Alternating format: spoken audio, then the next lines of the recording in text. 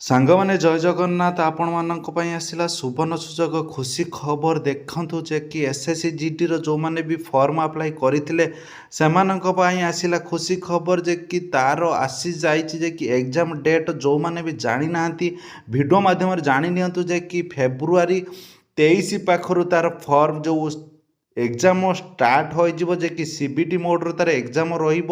ଆପଣ ସମସ୍ତେ ଜାଣିଛନ୍ତି CBT ମୋଡ଼୍ ମାନେ କମ୍ପ୍ୟୁଟର ବେସ୍ର ତାର ଏକ୍ଜାମ ରହିବ। ଫୁଲ୍ ମାର୍କ ଆପଣମାନେ ସବୁକିଛି ଜାଣିଥିବେ ଯେ କି ଏକ୍ଜାମ ଡେଟ୍ଟା ଜାଣିନଥିବେ ଯେ କି ଏକ୍ଜାମ ଡେଟ୍ଟା ଅଛି 23 ଫେବୃଆରୀ 2026 ପାଖରୁ ତାର ଯେ କି ଏକ୍ଜାମ ଡେଟ୍ ଆସି ସାରିଛି।